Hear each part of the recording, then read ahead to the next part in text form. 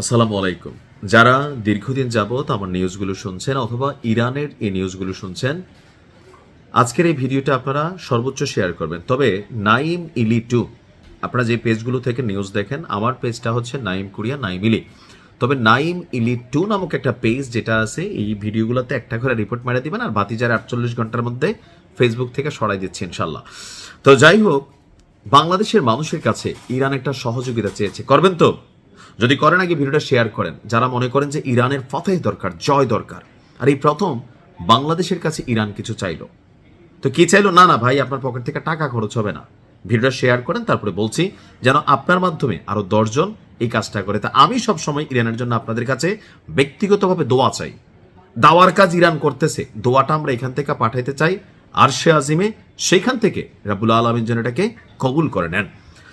ইরানে হামলাকারীদের বিরুদ্ধে ওআইসি এবং ন্যাম সদস্য রাষ্ট্র হিসাবে বাংলাদেশ সরাসরি নিন্দা করবে বলে প্রত্যাশা করছে তেহরান।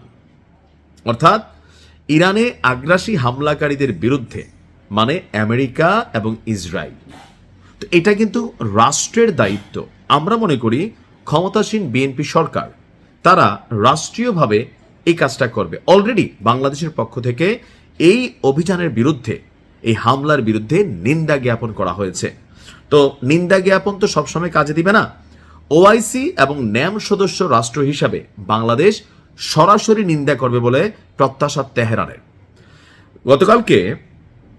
আজকে ঢাকার ইরান দূতাবাসে একটা সংবাদ সম্মেলনের আয়োজন করা হয়েছিল। সেখানে যিনি ইরানের রাষ্ট্রদূত আছেন জলিল রাহমি জাহানাবাদী, তিনি বলছেন বাংলাদেশ একটি মুসলিম দেশ, একই সঙ্গে ওআইসি এবং জোট নিরপেক্ষ আন্দোলনের সদস্য অর্থাৎ ন্যামের সদস্য। সেই হিসাবে একটি আগ্রাসী শক্তিকে সরাসরি নিন্দা বা এর প্রতিবাদ করবে, এমনটাই আমরা আশা করি। আমরাও আশা করি। জামাত টেকনিক্যালি করছে, জামাতের যিনি প্রধান আছেন শফিক ভাই, তিনি আমেরিকার নাম না নিয়ে করছেন, বাট করছেন।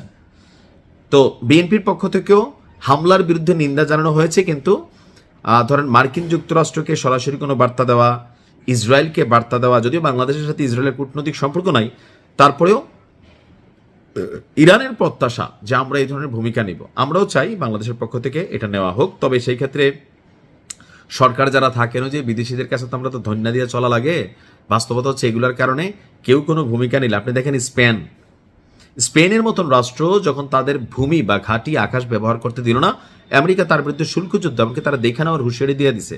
তাহলে সেইখানে আপনি বোঝেন বাকি যে রাষ্ট্রগুলো আছে তারা কোনো বক্তব্য দিতে, কোনো ভূমিকা নিতে, যারা আমেরিকার তাল্লুয়া চাটা লাগে, আমরা তো তাল্লুয়াই চাটি যেই সরকারি আসে। সো আমরা কি আসলে এমন ভূমিকা নিতে পারবো? আমার মনে হয় আসলে পারবো না, সার্বভৌমত্ব এবং কি সার্বিক স্বার্থে। তো উনি বলছেন যে ইরান দীর্ঘমেয়াদে এই যুদ্ধ চালিয়ে যাওয়ার সক্ষমতা রাখে, আমাদের কাছে পর্যাপ্ত ড্রোন এবং মিসাইল সহ প্রয়োজনীয় সামরিক শক্তি রয়েছে। আমরা অন্য কোনো দেশের কাছ থেকে লজিস্টিক সাপোর্ট চাই না, অর্থাৎ মেশিনারিজ আরো বিভিন্ন কিছুর সাপোর্ট লাগবে না। আমরা শুধু চাই একটি মুসলিম দেশ আক্রান্ত হলে অন্য মুসলিম দেশগুলো তার প্রতি সহানুভূতি এবং সমর্থন যেন প্রকাশ করে। আর ইরানে অবস্থানরত বাংলাদেশি শিক্ষার্থীদের নিরাপদ স্থানে সরিয়ে নেওয়া হয়েছে বলেও জানিয়েছেন রাষ্ট্রদূত। তেহরানে অবস্থিত বাংলাদেশ দূতাবাস ইরানের পররাষ্ট্র মন্ত্রণালয়ের সাথে যোগাযোগ রক্ষা করছেন। তো তার বক্তব্য হচ্ছে যে প্রত্যেকটি মুসলিম দেশের উচিত যে তাদের ভূখণ্ড বা তাদের রাষ্ট্রীয় সুযোগ সুবিধা ব্যবহার করে কেউ যেন এখানে অভিযান চালাতে না পারে। আমরাও এটা চাই। তো আশা করি সরকারের পক্ষ থেকে একটা কিছু করা হবে। ভালো থাকুন। আসসালামু আলাইকুম।